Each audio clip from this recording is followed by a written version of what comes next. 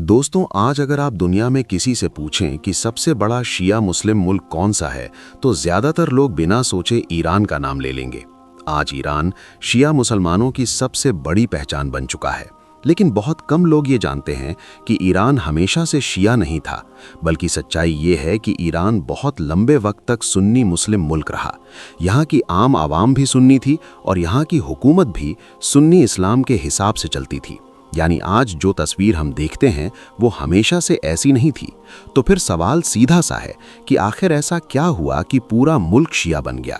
क्या लोगों ने खुद ये रास्ता चुना या फिर ये फैसला ऊपर से थोपा गया? इसी सवाल का जवाब आज हम आसान ज़बान में समझने वाले हैं।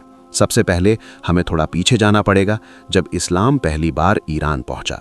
उस वक्त ईरान पर पुराने बादशाह राज करते थे और इस्लाम अरब से बाहर फैल रहा था। मुसलमानों और ईरानी हुकूमत के बीच कई जंगें हुईं, जिनके बाद ईरान के बड़े हिस्से मुसलमानों के कब्जे में आ गए। लेकिन यहाँ एक बात बहुत ज़रूरी है, किसी इलाके का फतह हो जाना और वहाँ के लोगों का एकदम से मजहब बदल लेना दोनों अलग बातें होती हैं। ईरान में भी ऐसा ही हुआ। फतह के बाद भी सदियों तक बहुत से लोग अपने पुराने मजहब पर कायम रहे।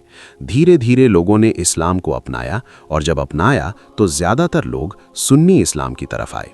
वक्त के साथ साथ ईरान एक ऐसा मुल्क बन गया जहां इस्लाम मजबूती से जम गया। लेकिन ये इस्लाम सुन्नी था।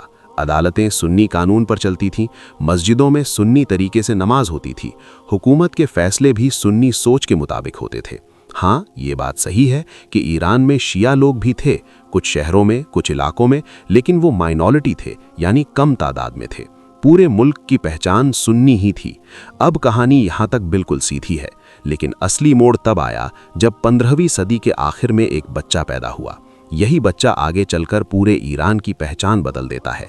इस बच्चे का नाम था शाह इस्माइल पहला। शाह इस्माइल किसी बड़े शाही खानदान में पैदा नहीं हुआ। उसका ताल्लुक एक सूफी सिलसिले से था, यानी एक ऐसा मजहबी रास्ता जहाँ पीर और मुरीद का रिश्ता बहुत मजबूत होता है। उसके वालिद शेख हैदर भी इसी सिलसिले के बड़े रहनुमा थे और उनके हजारों चाहने वाले थे, जो उन्हें सिर्फ आलिम नहीं बल्कि रूहानी रहबर मानते थे। उस दौर का ईरान बहुत बिखरा हुआ था। कोई एक मजबूत बादशाह नहीं था। हर तरफ छोटी छोटी रियासतें थीं। हर कोई अपनी ताकत बढ़ाने में लगा था। आम लोगों की जिंदगी मुश्किल थी। इसी माहौल में शाह इस्माइल बड़ा हुआ। उसके वालिद एक जंग में मारे गए, उसका परिवार भी मुश्किलों में आ गया। लेकिन शाह इस्माइल के पास एक चीज़ थी जो दूसरों के पास नहीं थी। उसके पास ऐसे मुरीद थे जो उसके लिए जान देने को तैयार थे। इन्हें किज़िलबाश कहा जाता था। शाह इस्माइल बहुत कम उम्र में ही इन मुरीदों के सहारे मैदान में उतर आया। सोचिए, एक कम उम्र का लड़का, सामने बड़े बड़े हुक्मरान, लेकिन उसके पीछे एक ऐसी फौज थी जो उसे सिर्फ बादशाह नहीं बल्कि मजहबी रहनुमा मानती थी। इसी भरोसे के दम पर शाह इस्माइल ने एक के बाद एक इलाकों पर कब्जा करना शुरू किया। आखिरकार उसने तबरेज़ जैसे बड़े शहर पर कब्जा कर लिया और सन 1501 में खुद को ईरान का बादशाह घोषित कर दिया। यहीं से पूरी तरह कहानी बदल जाती है। बादशाह बनते ही शाह इस्माइल ने एक ऐसा फैसला लिया जिसने आने वाली सदियों की दिशा तय कर दी। उसने ऐलान किया कि अब से ईरान का सरकारी मजहब 12 इमामी शिया इस्लाम होगा। ये फैसला सिर्फ मजहब से जुड़ा हुआ नहीं था, इसके पीछे सियासत थी, ताकत थी और दुश्मनी थी। उस दौर में ईरान का सबसे बड़ा दुश्मन था उस्मानी सल्तनत, जो सुन्नी इस्लाम की सबसे बड़ी ताकत थी। शाह इस्माइल जानता था कि अगर ईरान को उस्मानियों के सामने खड़ा करना है तो उसे अलग पहचान देनी होगी। वही पहचान शिया इस्लाम बन गया, यानी मजहब को सियासत का हथियार बना दिया गया। अब यहाँ से ईरान में बहुत तेज़ बदलाव शुरू हुआ। सुन्नी आलिमों को किनारे किया गया, बहुत से लोगों को मुल्क छोड़ना पड़ा, अदालतों का तरीका बदल गया, मस्जिदों के तरीके बदल गए, खुतबों में बदलाव किए गए।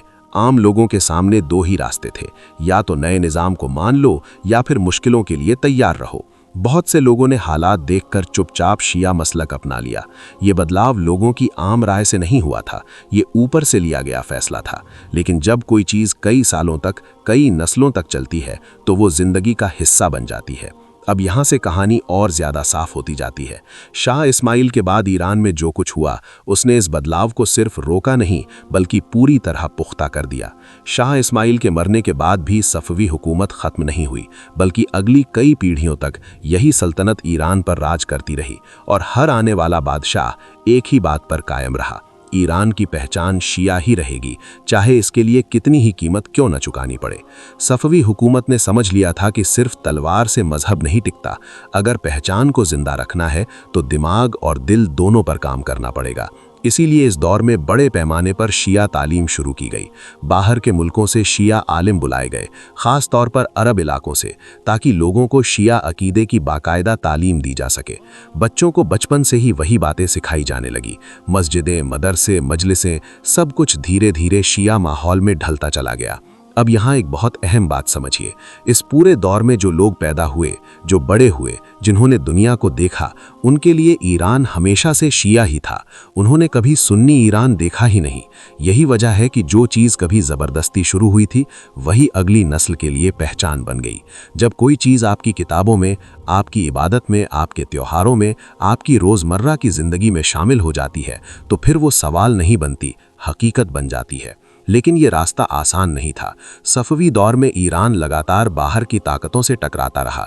सबसे बड़ा टकराव सुन्नी दुनिया से था, ख़ास तौर पर उस्मानी सल्तनत से। दोनों के बीच कई जंगें हुईं, कभी ईरान जीतता, कभी हारता, लेकिन एक बात नहीं बदली, मजहबी पहचान। ईरान के लिए शिया होना अब सिर्फ मजहब नहीं रहा था, ये एक सियासी ऐलान बन चुका था। एक तरह का ऐलान कि हम अलग हैं, हमारी राह अलग है। वक्त के साथ सफवी सल्तनत कमज़ोर हुई और एक दौर ऐसा आया जब ये सल्तनत ख़त्म हो गई। अब यहाँ एक सवाल उठता है, अगर शिया पहचान सिर्फ सफवी हुकूमत की वजह से थी, तो क्या सफवी सल्तनत के ख़त्म होते ही ईरान वापस सुन्नी नहीं हो जाना चाहिए था? लेकिन ऐसा नहीं हुआ, और यही इस पूरी कहानी का सबसे बड़ा सबूत है कि अब ये पहचान जड़ पकड़ चुकी थी। सफवी दौर के बाद ईरान में दूसरी हुकूमतें आईं, जैसे अफशारी और काजार, लेकिन किसी ने भी शिया मजहब को बदलने की कोशिश नहीं की। यहाँ तक कि एक दौर में जब नादिर शाह ने सत्ता संभाली, जो खुद मजहबी मामलों में काफी प्रैक्टिकल सोच रखता था, उसने सुन्नी और शिया के बीच दूरी कम करने की कोशिश की। लेकिन उसने भी शिया पहचान को पूरी तरह खत्म नहीं किया, क्योंकि तब तक ईरानी समाज खुद को शिया मान चुका था। अब धीरे धीरे शिया आलिमों की ताकत भी बढ़ने लगी। वो सिर्फ मस्जिद या मजलिस तक सीमित नहीं रहे, बल्कि समाज और सियासत में भी उनकी बात सुनी जाने लगी। आम लोग अपने मसले उनके पास लेकर जाने लगे, बादशाह भी कई मामलों में उनकी राय लेने लगे। यहीं से ईरान में वो ढांचा तैयार हुआ जहां मजहब और हुकूमत एक दूसरे से जुड़े हुए नजर आने लगे। 19वीं और 20वीं सदी आते आते ये रिश्ता और मजबूत हो गया।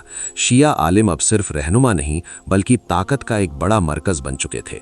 और फिर 20वीं सदी के आखिर में जब ईरान में बड़ा इनकलाब आया, तो दुनिया ने देखा कि कैसे मजहबी पहचान एक बार फिर सियासत के बीचों बीच खड़ी हो गई।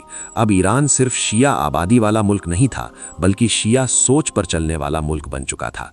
आज जब हम ईरान को देखते हैं, तो हमें ये याद रखना चाहिए कि ये बदलाव एक दिन में नहीं हुआ। ये किसी एक फैसले से शुरू जरूर हुआ था, लेकिन सदियों तक चला। तलवार से शुरू हुआ, तालीम से मजबूत हुआ, और फिर समाज का हिस्सा बन गया। आज का ईरान उसी लंबे सफर का नतीजा है। और यहाँ पर एक बहुत ज़रूरी बात समझनी चाहिए। इस पूरी कहानी का मतलब ये नहीं है कि कोई मजहब सही है या गलत, या कोई मसलक बेहतर है या कमतर। ये कहानी है ताकत की, पहचान की और सियासत की। इतिहास में अक्सर मजहब लोगों के दिल से ज़्यादा हुक्मरानों के हाथ में रहा है, और जब हुक्मरान बदलते हैं तो मुल्कों की पहचान भी बदल जाती है। तो अगर कोई आज पूछे कि ईरान सुन्नी से शिया कैसे बना, तो इसका जवाब ये नहीं है कि लोगों ने अचानक सोच बदल ली। जवाब ये है कि एक हुकूमत ने मजहब को सियासत का हथियार बनाया, फिर आने वाली नस्लों ने उसी को अपनी पहचान मान लिया, और जब पहचान बन जाए तो उसे बदलना आसान नहीं होता।